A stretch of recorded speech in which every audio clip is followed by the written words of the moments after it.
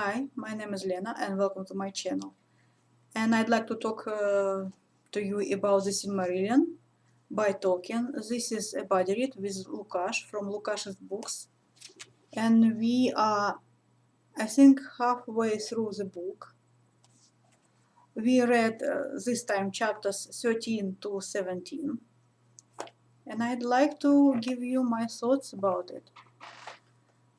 Well, first of all, I think that Tolkien is a great storyteller, but unfortunately, there are a big blocks of world building.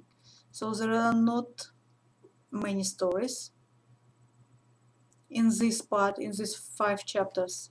There are not many stories, but there are great chunks of world building. For example, there is the entire chapter that deals with the realms of Beleriand, sorry guys, and who of the elf lords dwell there, which lord, who of the lords in which of the realms. So I was very grateful of the maps. I have the map at the back of the book and of the family trees. And especially of the map with all the elvish tribes or elvish lords. Sorry guys, I cannot find it. I know that Tolkien himself did illustrations for The Hobbit, for the first edition for the first English edition and for the first American edition. He did illustrations himself, he drew illustrations himself. So those maps in my book might well be his maps drawn by his hand. And then,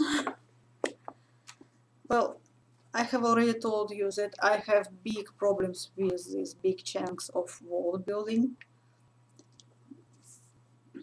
But I really enjoy the stories. The stories, they draw you right in. My favorite, unfortunately, they're very, very short. And my favorite are the one about the freeing of saving the eldest son of Fëanor, who is called, I am sorry, Maedhros. So in this part of the book, Fëanor and his sons and his followers and probably his brothers, they battle the orcs and balrogs. There is a battle with orcs and balrogs, and Fëanor is slain, and some time afterwards Maedhros is captured and shackled. And this is a story about freeing Maedhros by his friend alone and with the help of eagles. And I don't know what's it with Tolkien and losing body parts, but to be free, he has to sacrifice something, some part of his body. And there are 2 stories about very strong-willed, very strong women. One of them, an elf. I think she is the sister of an elf lord. So she is a nobility, an elvish nobility. She is Aradel Arfeiniel. I'm sorry, guys. The story was a bit melodramatic. It's also a story, the start of the story of her son, I guess, who is called Maeglin and who is probably not a very good person. And there was a story about Haleth, who was from the tribes of men. So she was a human woman. And after her father and her brother was slain, she became a leader of her people. It was very good story too. There are a lot of changes happening. For example, it's the elves of Middle Earth, the elves of